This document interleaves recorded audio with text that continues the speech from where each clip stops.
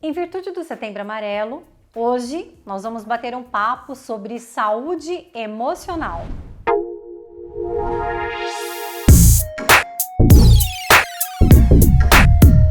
Olá, eu sou Daniel Carvalho, sou reflexoterapeuta e professor de reflexologia.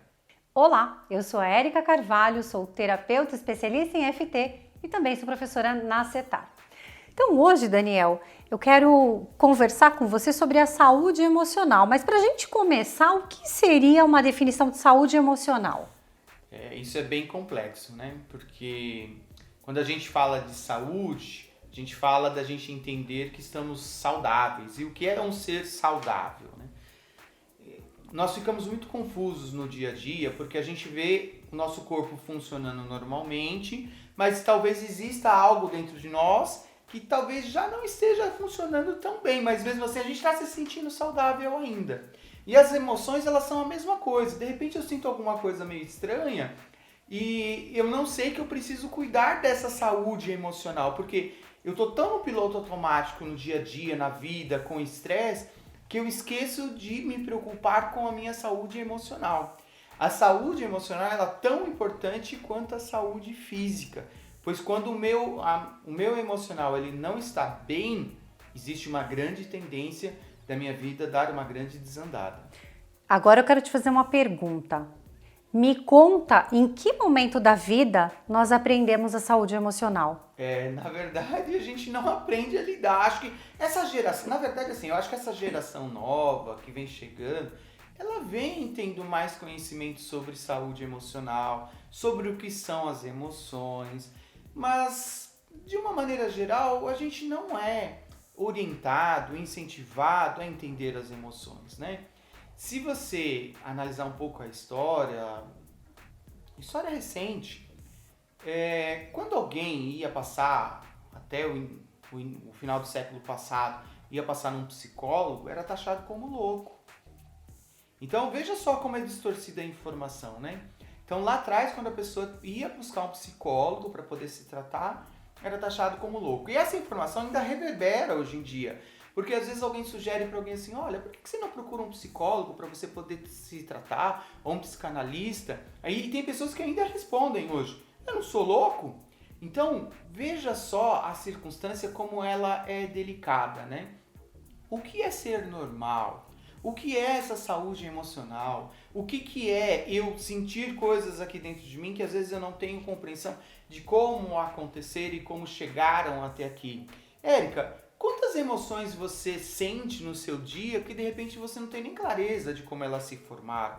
De repente um belo dia você acorda irritada com vontade de gritar para o mundo. Como é isso para você? Olha, é bem complexo. Hoje é muito mais tranquilo porque a gente vai também se conhecendo e entendendo o que pode ter, né, de repente disparado essa sensação. Mas antigamente era muito difícil, até porque eu não tinha nem percepção do que era mesmo de fato uma emoção. E se a gente parar para pensar, né, as mulheres quando estão ali no período da menstruação, próximo da menstruação, nós ficamos com os hormônios mais aflorados, então é um choro, é uma irritação, é um nervosismo e às vezes uma tristeza que a gente não consegue nem lidar. E aí, como você não consegue muitas vezes lidar, você não consegue se respeitar e não consegue ajudar o outro a te respeitar, porque a gente não entende como que as coisas funcionam. Então, eu entender a minha saúde emocional, é entender se alguma coisa aqui não está bem, talvez eu estou precisando buscar ajuda. Talvez algumas coisas eu posso me ajudar a resolver sozinho, mas tem coisas que talvez eu vou precisar procurar um especialista. Às vezes eu vou ter que ler um bom livro para poder me entender melhor. Geralmente, um exemplo, né? Geralmente as pessoas classificam a ansiedade como preocupação com o futuro. Na verdade, a ansiedade não é bem isso. A ansiedade ela é um mecanismo que está dentro do nosso sistema em que ela tem funções saudáveis. O que acontece é que quando ela se torna exagerada, ela se torna uma crise de ansiedade e aí a gente nem entende do que a gente está querendo enfrentar ou fugir. Então a ansiedade é um mecanismo de enfrentamento ou fuga.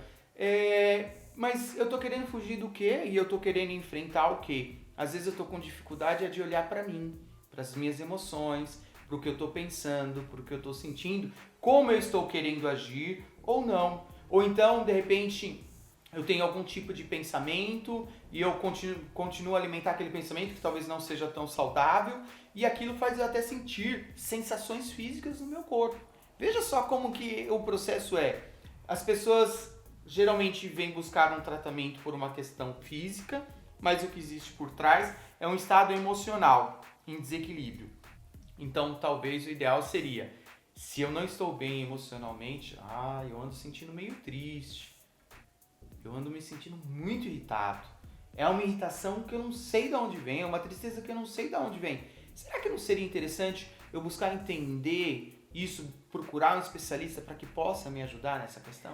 Eu vou até aproveitar que você falou aí sobre a questão emocional e física, né? Ansiedade, como você classificaria? Seria um sintoma mais físico ou mais emocional? Ele vai envolver todos os sentidos, né? O físico, o emocional, você vai ter sensações às vezes, angústia, muda muitas vezes até a respiração da pessoa. A pessoa fica mais ofegante, a respiração fica mais curta, né?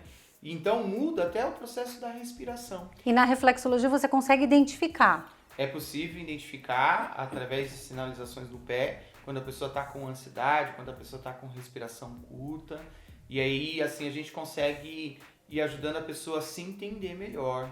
E de repente, se ela tiver com uma ansiedade muito alta, as pessoas dizem preocupação com o futuro, né? Sim. Na verdade, o que eu vou fazer é procurar entender se existe algo no passado dessa pessoa que ela está com medo que se repita no futuro. De repente ela já tem um padrão que já aconteceu lá atrás e agora ela está com receio que isso aconteça. Então ela fica fugindo de um imaginário muitas vezes, né? De algo que pode ser que não aconteça, pode ser que aconteça, mas às vezes não é algo ali iminente. A ansiedade, ela tem algo útil que é esse processo para nós. Mas como eu não me conheço, não entendo as minhas emoções, eu não consigo me ajudar. E aí, um detalhe importante, as pessoas dizem muito sobre controlar as emoções, né? Na verdade, não existe um controle sobre as emoções. Existe eu entender como as minhas emoções funcionam, entender quais são os meus gatilhos, para usar isso a meu favor. E de uma forma produtiva, já que nós não temos como controlar as emoções, o que nós podemos fazer então para ter pensamentos mais positivos, para nos sentirmos mais conectados com a parte positiva? Aí é um desafio a ser pensado, né? Como eu encaro a vida?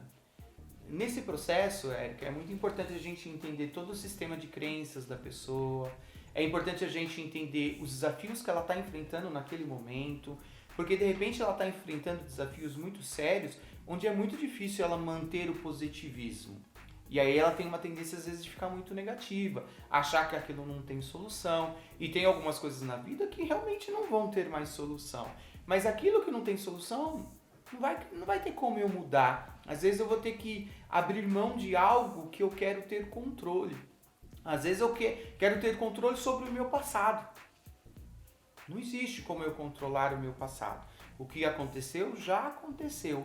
Mas é possível dar um novo sentido para aquele passado, para que eu possa ter um futuro mais leve, mais tranquilo, tirar os aprendizados, tirar as lições das histórias que aconteceram, para que eu possa estar mais firme no meu dia a dia, para que quando eu me deparar com aquelas mesmas circunstâncias, talvez eu já entenda gatilhos que vão me fazer mal, e aí eu consiga pôr um limite, seja em mim mesmo, seja no outro e assim por diante. Agora me diz uma coisa, então se eu quero entender mais o que são as emoções e buscar esse processo de autoconhecimento, através da terapia eu consigo alcançar esse resultado? Sim, é possível. Hoje, através da terapia, através de livros, de vídeos, na verdade é muito importante entender tudo isso. As emoções, elas já são programas automáticos do nosso sistema, né? Nós já é um processo de como o nosso sistema vai responder a determinadas circunstâncias. Hoje já existem muitos livros que explicam muito sobre tudo isso, existem muitos vídeos que explicam também sobre tudo isso, e existem as terapias. Então existem muitas terapias que as pessoas, de repente, se eu estou percebendo que eu não estou com uma saúde emocional saudável, seria importante eu buscar essa ajuda.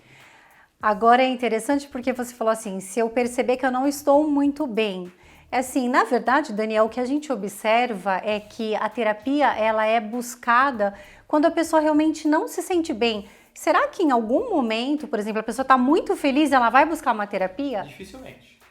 Dificilmente. Porque tá tudo bem, então ela não vê a necessidade disso. E até aí tá tudo bem, tá tudo certo. Mas se eu não tô bem, por que não procurar ajuda? Até porque quando você faz um processo terapêutico, você vai melhorar a sua saúde emocional, a sua saúde física, é de uma forma integral mesmo. Tem algo que é muito importante da gente entender. Às vezes tem pessoas na vida que têm uma crença muito forte que tem que vencer sozinho na vida. Então, se eu tenho uma crença de que eu tenho que vencer sozinho na vida, ela pode ser muito perigosa porque eu vou ter muita dificuldade de pedir ajuda. Se eu tiver que pedir ajuda para alguém, isso vai acabar comigo, eu vou ter um sentimento de inferioridade. Então, mesmo quando eu tô mal, eu não peço ajuda. Essa crença de ter que vencer sozinho na vida, ela é muito delicada, mas esse é um papo para um outro vídeo. Mas é muito importante. De repente você está com dificuldade de pedir ajuda em algumas circunstâncias por crenças equivocadas que você pode ter. Então, peça ajuda. De repente, até mesmo para um amigo, um familiar, porque às vezes até mesmo numa conversa informal, a gente já consegue ir se sentindo um pouco melhor, a gente vai sentindo esse acolhimento, né? Buscar ajuda de uma pessoa que às vezes não vai estar ali num processo mesmo terapêutico para fazer uma avaliação, mas que vai estar ouvindo, né? Sim, sim. E, Érica, o que é interessante também da gente entender, né? Às vezes a pessoa ela tá tão mal que ela não tá querendo ajuda, porque ela acha que aquilo não tem solução. Essa é a parte mais delicada. Por isso que, de repente, quando a pessoa ela consegue ir buscar o autoconhecimento, ela sabe de onde está vindo aquilo. Quando ela lê alguns livros, de repente ela conhece a história de alguém que ela consegue se identificar, que passou com circunstâncias parecidas com o que ela passou e conseguiu superar isso. E aí isso vai fazendo com que ela comece a acreditar que é possível ela sair daquela circunstância. Por isso que é muito importante buscar ajuda. Seja uma terapia, seja livros, seja vídeos, que possam colaborar nesse processo. E hoje nós temos uma infinidade realmente de recursos, né, Daniel? Com certeza. Espero que você tenha gostado desse vídeo, que tenha sido um conteúdo que possa ter te agregado alguma coisa. E se você acha que esse conteúdo pode ajudar alguém, compartilhe com seu amigo. Se você ainda não é inscrito no canal, se inscreve, ativa o sininho das notificações e nos sigam também nas redes sociais. Cetar.reflexologia, EFT Érica Carvalho, Daniel.reflexoterapia. Muita gratidão, um grande abraço e até o próximo conteúdo.